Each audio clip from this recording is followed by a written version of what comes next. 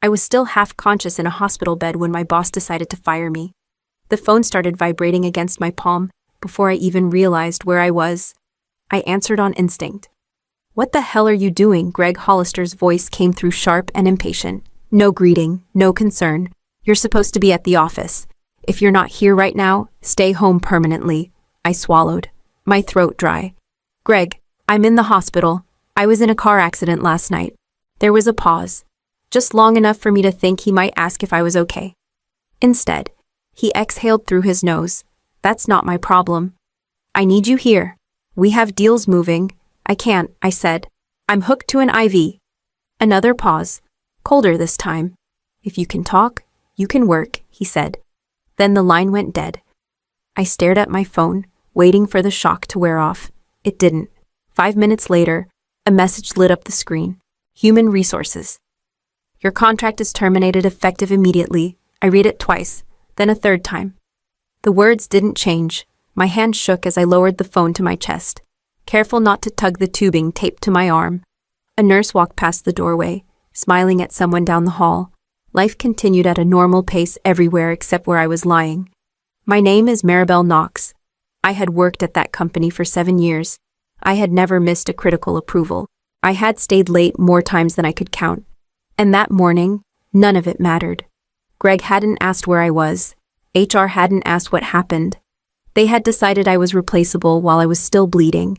The phone buzzed again. Not an apology, not concern, just silence afterward. I closed my eyes and let the truth settle in. Whatever loyalty I thought existed had just been erased with one sentence and one text message. I was no longer an employee, and they had no idea what they had just set in motion. The story you are about to hear is a fictional narrative created by the writing team at Revenge AITA. While inspired by real workplace power dynamics and emotional truths many professionals face, all characters, companies, and events are works of fiction. This story explores accountability, dignity, and the consequences of underestimating the wrong person. The doctor came in just after the nurse finished checking my vitals. "You were lucky," he said, flipping through my chart, another few inches, and the impact would have been much worse. Internal bleeding, head trauma. "You don't walk away from that." I nodded slowly.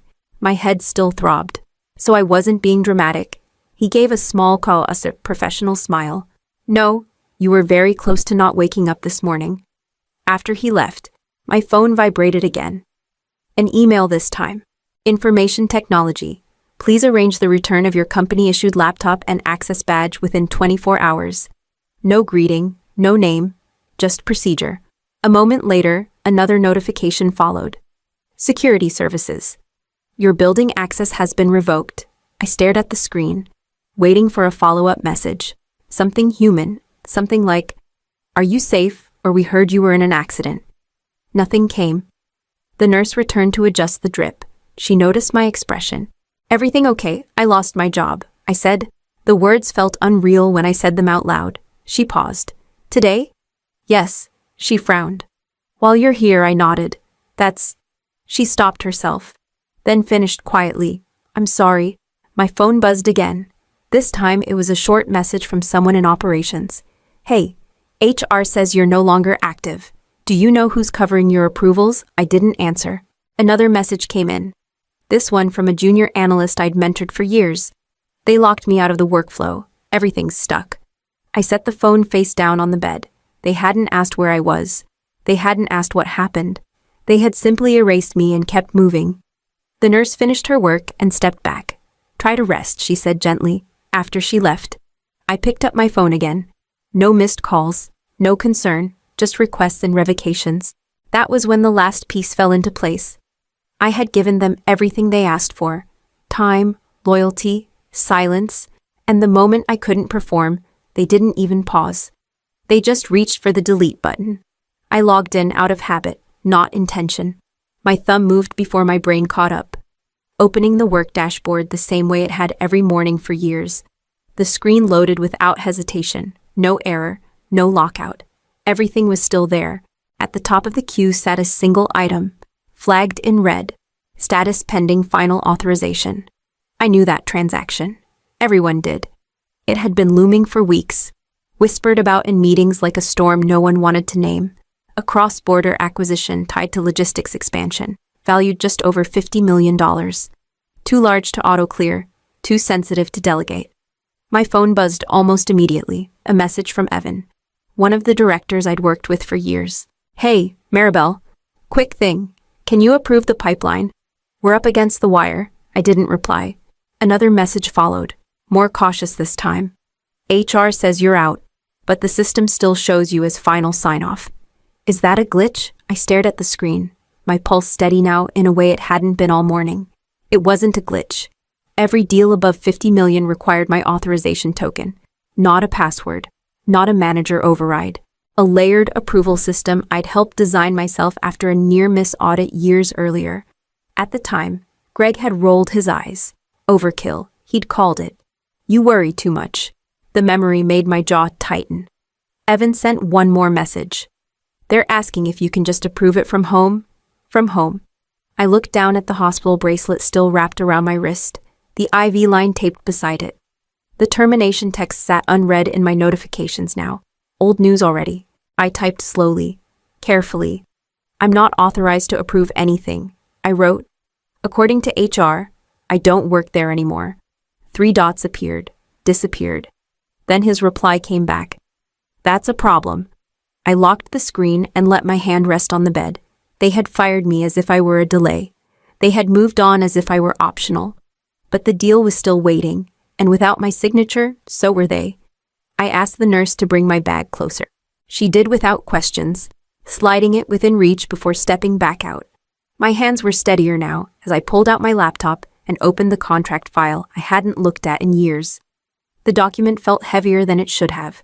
I scrolled past the compensation section, the confidentiality language, the paragraphs Greg had skimmed through with bored impatience during my onboarding. Then I found it, a subsection buried under compliance procedures, written in language no one ever thought would matter. In the event of termination not executed in accordance with company policy, all authorization rights tied to the employee's role are suspended immediately until review. I read it twice, then again. My phone rang as if on cue. Maribel. The voice on the other end was calm, measured. Dana Whitaker, an attorney I'd worked with years ago on an audit review, not a close friend, but someone I trusted to be precise. "I need you to listen carefully," I said. "I was terminated this morning, from a hospital bed." There was a pause. "Were you formally notified?" "Yes." Text message. "No paperwork. No review." "And they're still operating under your authorization?" she asked. "Yes." Another pause. Longer this time. "Then they're exposed." I closed my eyes. "Say that again." "If the termination didn't follow protocol, they cannot legally rely on your approval rights," Dana said. "Those should be suspended immediately. Any continued use puts the liability on them, so I shouldn't approve anything." "No," she said firmly. "You should revoke access, document everything, and do not engage emotionally. Let the process speak." I glanced at the contract again, at the clause Greg had once waved away. "Does this protect me?" I asked.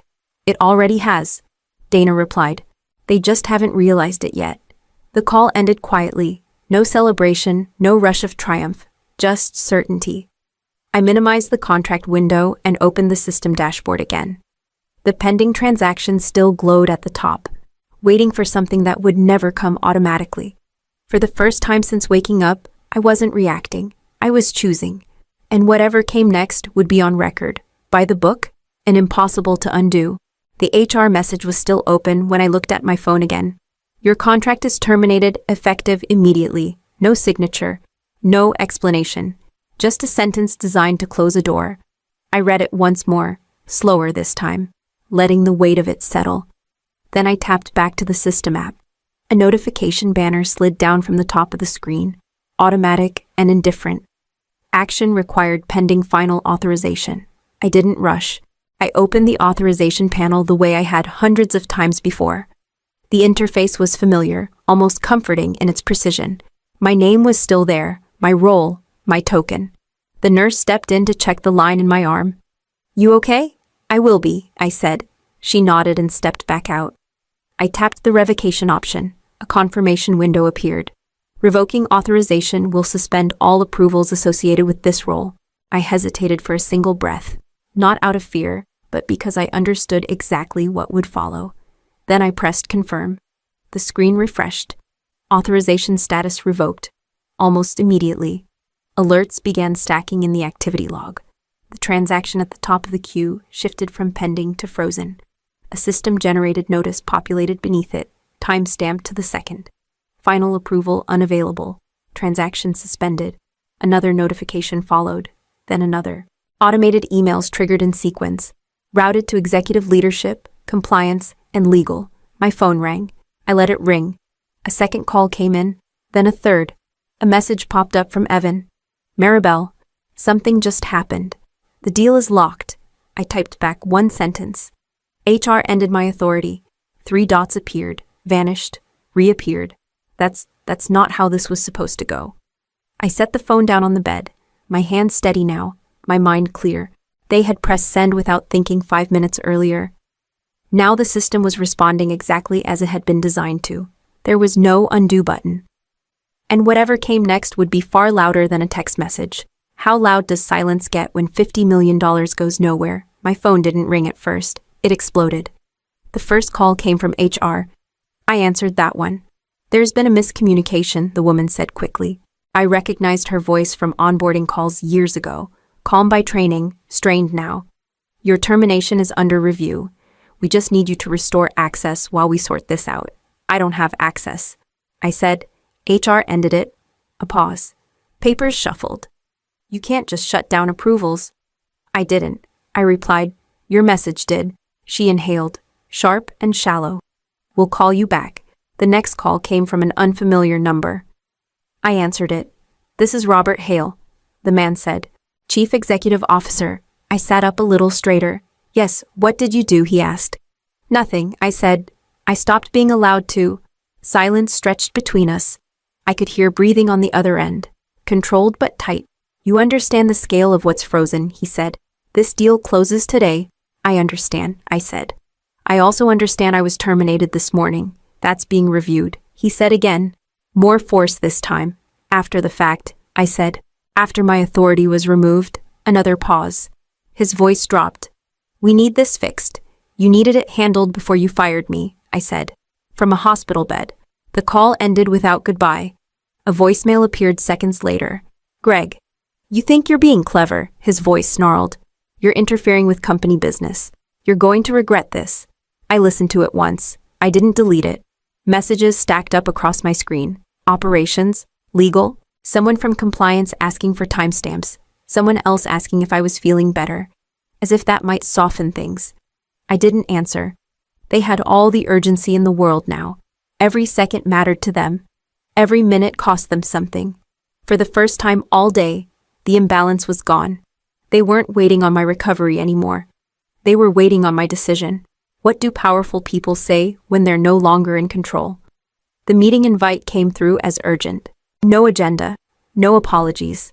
Just a link and a timestamp that assumed I would show up. I joined from my phone. Cameras were already on. Robert Hale sat at the center of the screen. Jaw tight. 2 people from legal flanked him. Greg was there too. Shoulders squared like he was still in charge. This shouldn't have escalated like this, Robert began. We're here to resolve. Greg cut in. She overreacted. We were under pressure. She knows that. I didn't respond. Greg leaned closer to his camera. You didn't even try to work with us. You just pulled the plug. I looked directly at him. You told me if I could talk, I could work. The room went still. You said it. I continued, my voice steady. From a hospital bed. While I was hooked to an AV, you said if I wasn't there, I should stay home permanently. That's not what I meant, he snapped. It's exactly what you said, I replied. And HR followed through. Robert raised a hand. Enough.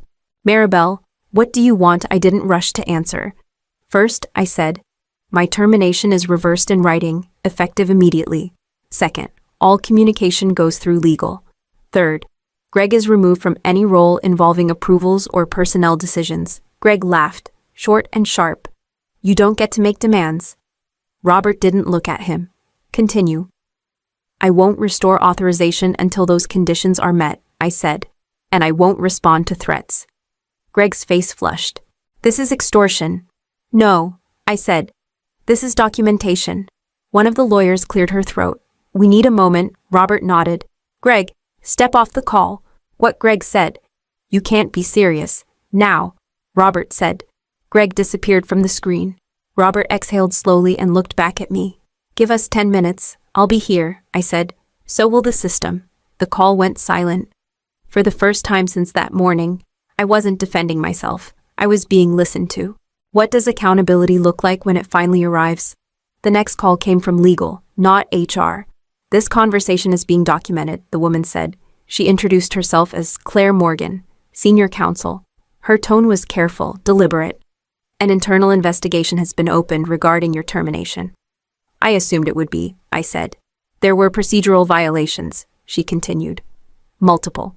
The termination was not authorized under policy, particularly given your medical status. I said nothing, effective immediately, she added. Greg Hollister has been placed on administrative leave. The words landed quietly, but they stayed. Later that afternoon, Robert Hale called again. His voice sounded older this time. We reviewed the call recording, he said. And the HR timeline. You found the message.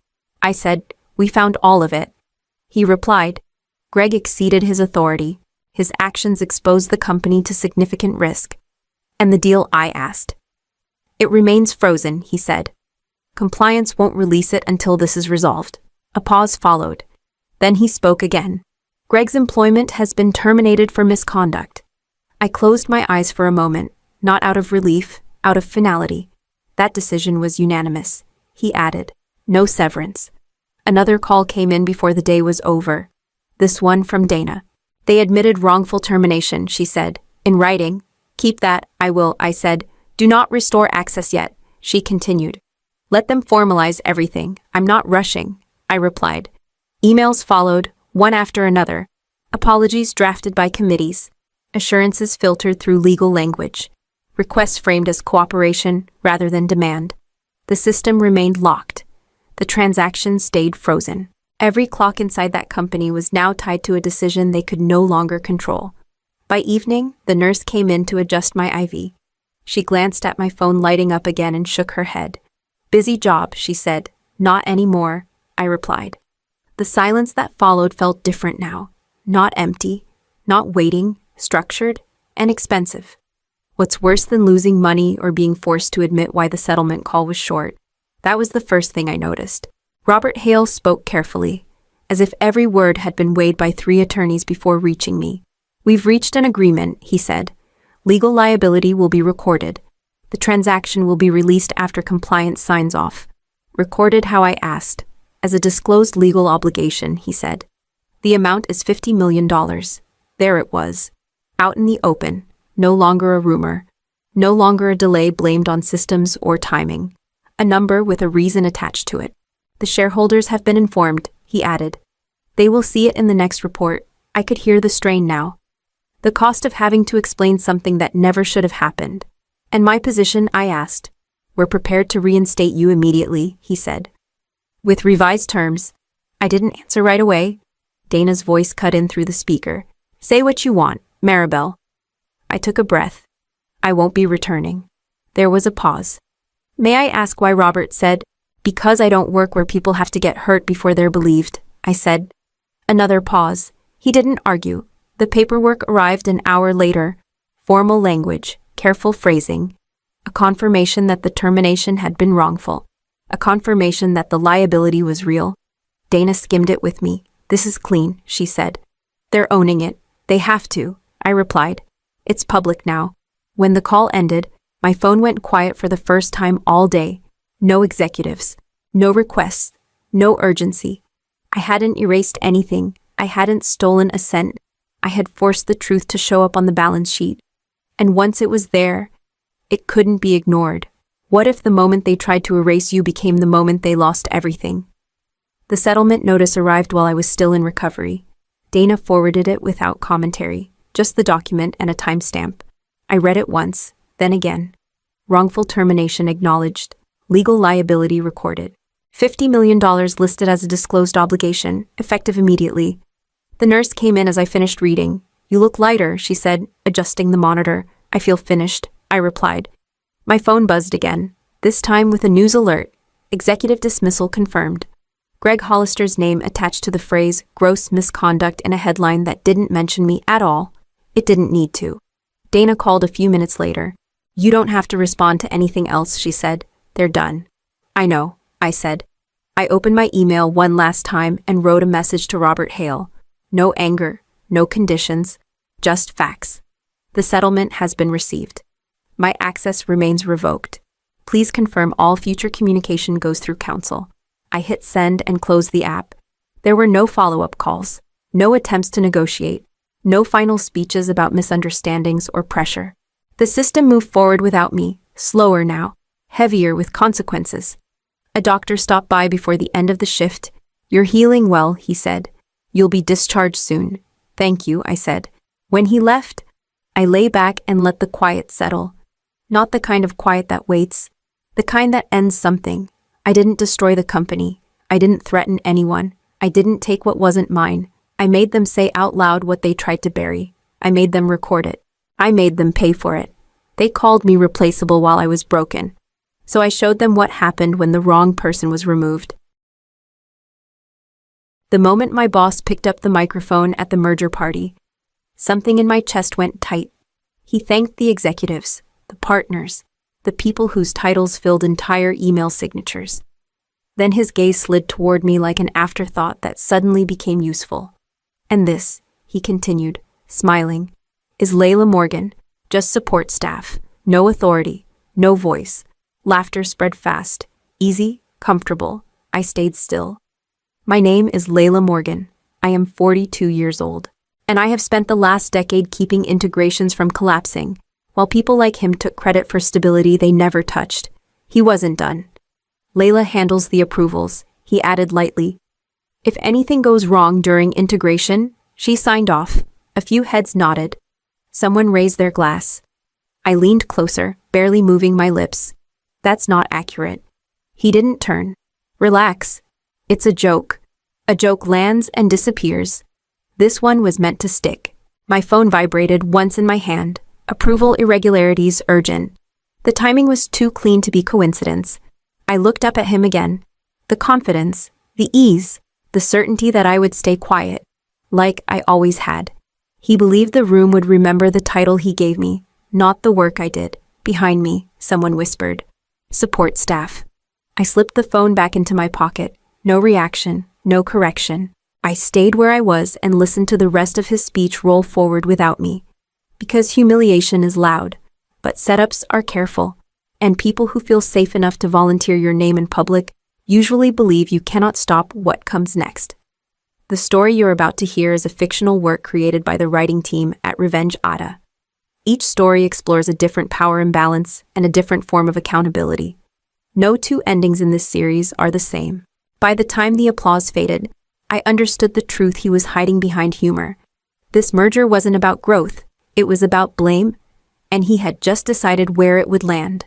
How does someone essential become invisible? By the time the party thinned and conversations broke into smaller clusters, I already knew what people would remember about me, not my name, not my role. Just the label my boss had handed them, support staff. I moved toward the edge of the room where the noise softened. A junior analyst from finance passed me and hesitated. Hey, Layla, I didn't know you handled approvals too. I handle the system, I answered. The flow, the access, the timing. He blinked, processing that. Oh, then, quieter. That sounds important. It is, I said, and watched him drift away, already pulled back toward louder titles.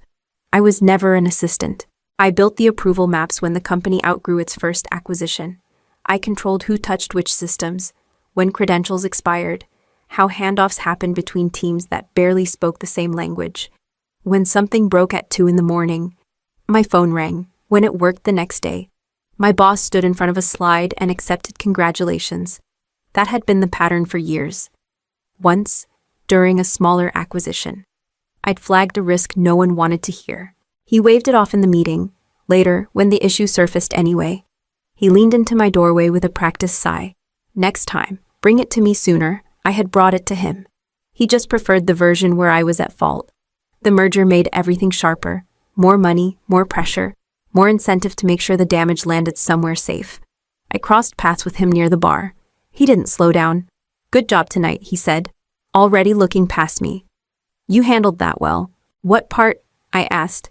Keeping my voice level, was I supposed to handle?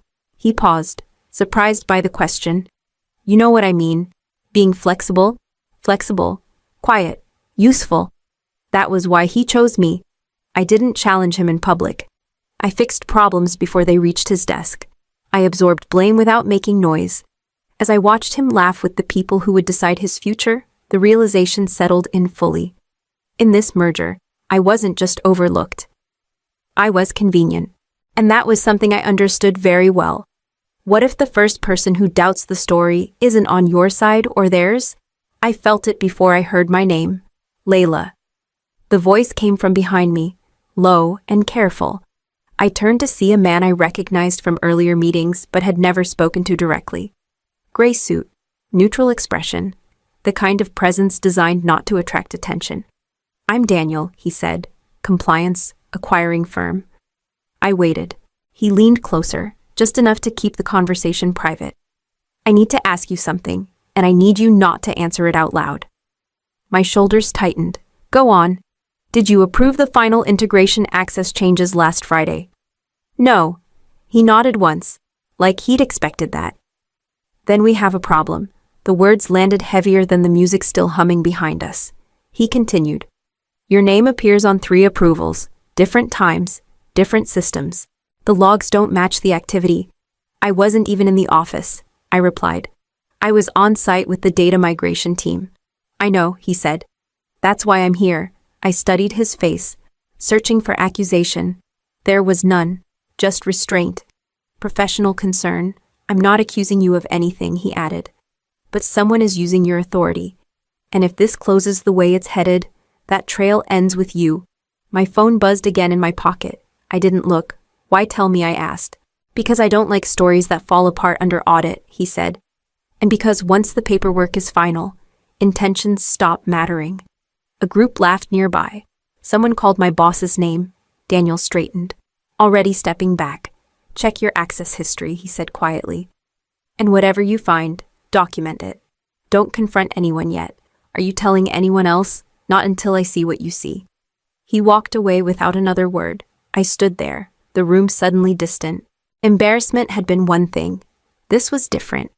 This carried consequences, investigations, liability, a version of my name I wouldn't recognize attached to decisions I never made.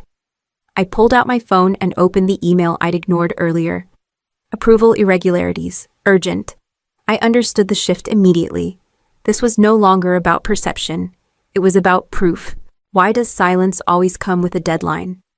He caught me near the elevators, already holding a folder like it had been waiting for me all evening. "Let's step aside," he said, steering without touching. "This won't take long." Inside the folder. The pages were crisp, too crisp, a severance package, he continued, flipping to the signature line. "Clean exit, professional. Protects everyone." "Everyone," I repeated, scanning the language. He nodded, relieved by the echo. "Exactly. We're moving fast, Layla." Emotions are high, no reason to complicate things. I reached the page with the non-disclosure agreement. Broad, permanent, silent. "This needs to be signed by morning," he added. Like it was a courtesy. "Legal wants it wrapped up by morning," I said. "That's quick." He smiled. "That's mergers." I closed the folder. "What happens if I don't?" His smile thinned. "Then we all have to answer questions we don't need." Questions. The word hovered between us. "You told people I signed off on approvals." I said, "I didn't." He waved it away. "You managed the process." Same thing. "It isn't." He leaned in, lowering his voice. "Layla, you're very good at what you do. That's why this works. But this deal closes in 48 hours. After that, the story is the story." "Whose story?" I asked. "Our story," he said quickly. "The company's." I thought of Daniel's warning, of logs that didn't match, of my name stamped on decisions I never made. "You're asking me to disappear," I said. "I'm offering you a soft landing, with a gag order, With protection, he corrected. For everyone. I slid the folder back toward him. I'll have my attorney review it. The room shifted. Not loudly. Just enough. There's no time for that, he said. This is standard. So is due process. He stared at me, measuring. Don't make this harder than it needs to be. I met his eyes. I'm not the one setting deadlines. He gathered the folder, his movements sharper now. Morning, he said again. That's the window. He walked away believing the schedule would do the work for him. I stood there, already counting the hours he thought belonged to him. What if the leverage you hid was the only thing that mattered? I didn't go home after the offer. I went back to my desk, logged in, and pulled up the documents I hadn't opened in years. Employee stock ownership, accumulated quietly, quarter by quarter, signed when the company was smaller, riskier, less impressive. I'd never talked about it because I didn't want to be treated like a threat. I wanted my work to stand on its own. My phone rang. Layla, a familiar voice said, older, steady. I heard there was noise tonight. It was Arthur Hale, the founder, retired, but still watching. He'd called me before, usually to ask how things were actually running. There was, I replied, and it wasn't harmless. A pause. Are they trying to move you out before closing? Yes. Another pause. Shorter this time. Then check your proxy file. I already am. Good, he said. I granted you temporary voting authority for the merger period. I told legal you were the only one who understood the systems well enough to know when something wasn't right. I never used it, I said. I hoped you wouldn't need to, he answered. But hoping doesn't close gaps. I opened the proxy agreement. The language was precise, limited, legal, enough. With that authority, he continued, you can request a hold if there's a material risk, misrepresentation, credential misuse, anything that could expose the company after close. I thought of the approvals, the logs, the urgency wrapped in a smile. They told me I had no authority. I said. Arthur exhaled. People confuse volume with power. I didn't want protection. I admitted. I wanted respect. You earned respect, he said. You just didn't advertise it. I closed the document and sat back. For years, I'd treated that file like a last resort, something that existed but didn't belong to me unless everything else failed. Everything else had failed. Arthur's voice softened. Whatever you decide, document it. Do it clean. Let the process speak. I will. The call ended. The office was quiet. My screen wasn't. I wasn't angry. I wasn't afraid. I felt something steadier settle in place. I had never used that power because I didn't want to change how people looked at me. Now, I was ready to change what they could do. What's more dangerous, anger or proof I didn't confront anyone? I didn't send a warning email or demand an explanation. I opened the systems instead. Access logs first, then timestamps. Then credential histories that told a cleaner story than any meeting ever had. My name appeared where my badge never had. Late hours. Remote approvals routed through an administrative pathway I did not control. I called IT security and asked for a read-only export. No urgency in my voice. No accusations. Scope, the analyst asked. Integration approvals for the last 2 weeks, I replied. User attribution and access points. A pause. Keys clicking. That's specific. It needs to be within minutes. The file landed in my inbox. I layered it against my calendar, then against building access, then against the project tracker I maintained for everyone else. The timeline aligned in only one direction. I forwarded the packet to the audit committee's intake address with a short cover note. 3 sentences. Neutral language. Attached exhibits labeled clearly. An hour later, my phone rang. This is Marisol Chen, a voice said. Audit committee, I'm available. I replied. We received your submission, she continued. You're not alleging misconduct. I'm documenting risk. Silence. Then, you're requesting a hold. Yes. Under proxy authority. Yes. Another pause. Longer. We'll need to verify the access anomalies. I've included the logs. You have, she said.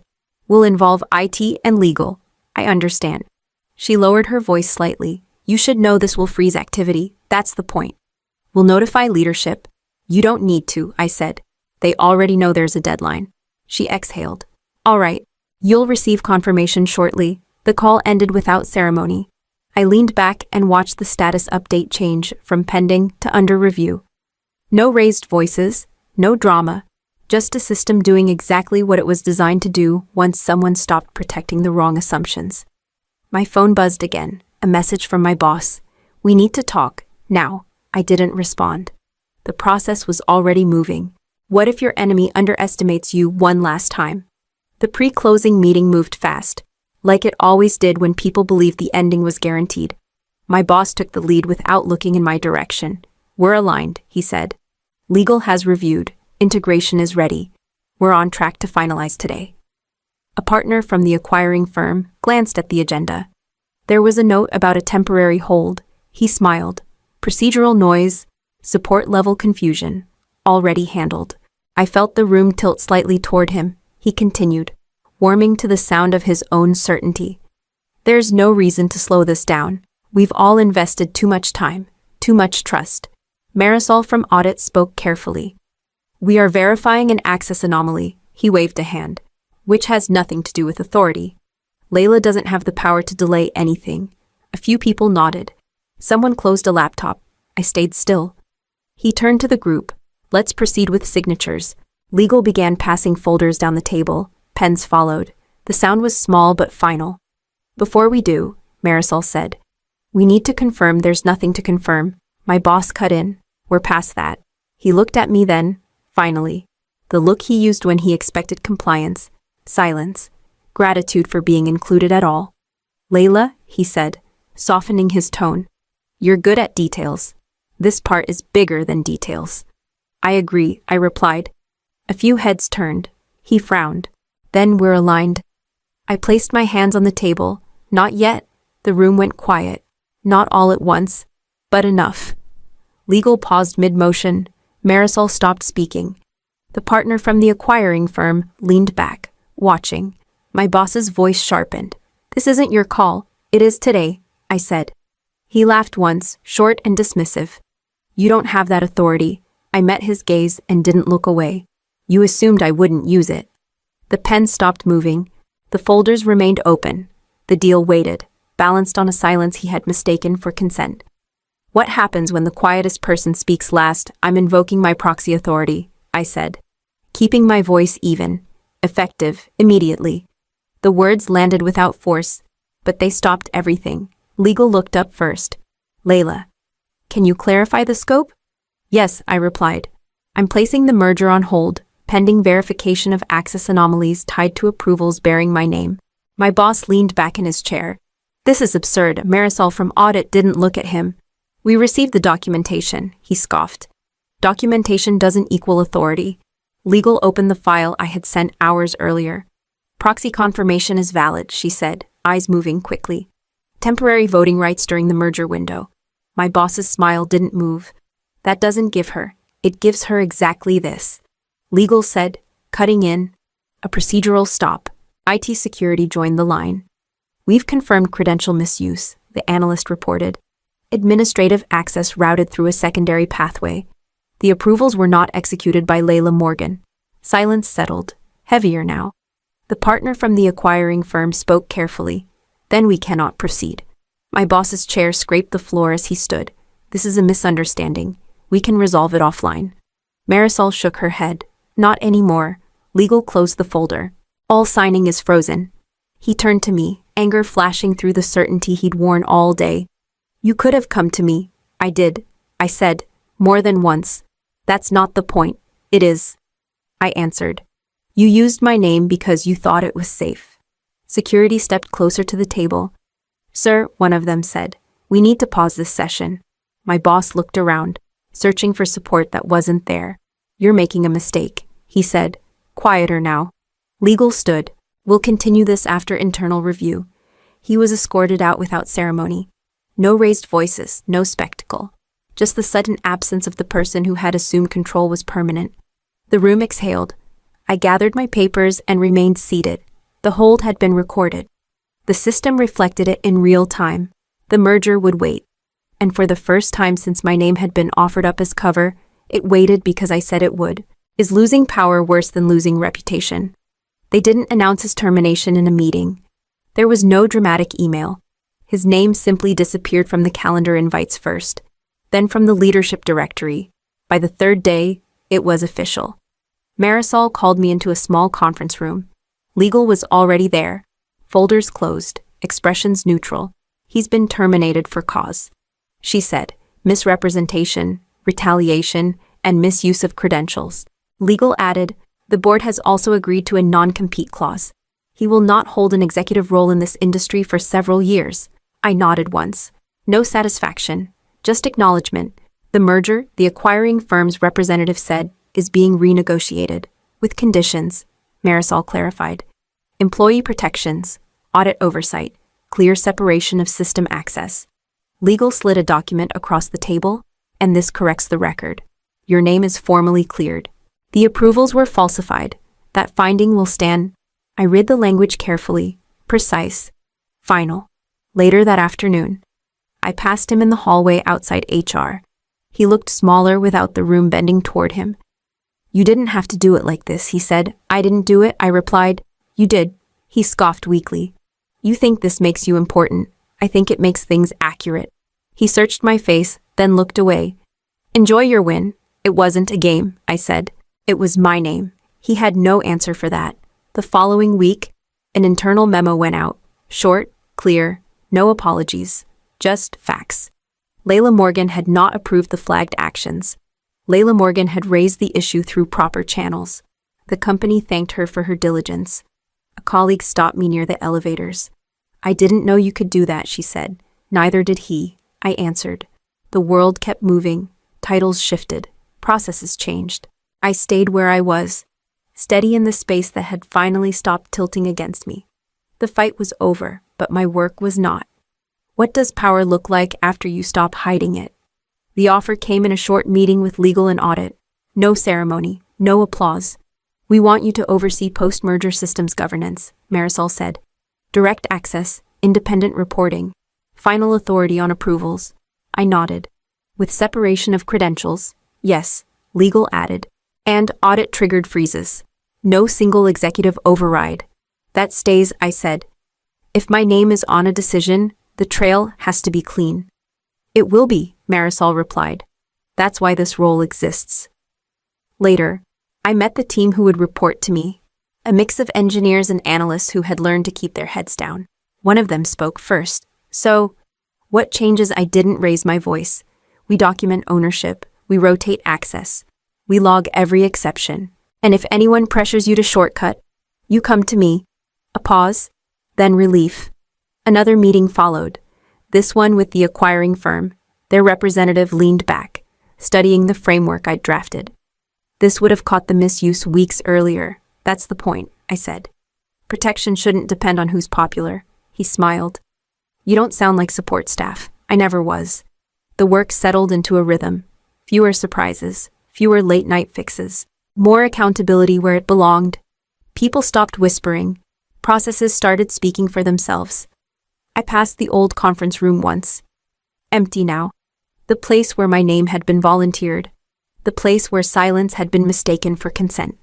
At the end of the week, Arthur called. You did it clean, he said. That matters. It had to be. I answered. Anything else would have been noise. When I hung up, I felt the weight lift not because I'd won, but because the rules finally worked the way they were supposed to. Life lesson power doesn't always announce itself. Sometimes it waits in the quiet places built through patience, protected by proof, and used only when the truth needs a witness. They told me I had no authority, no voice. They were wrong. I was just waiting to use it.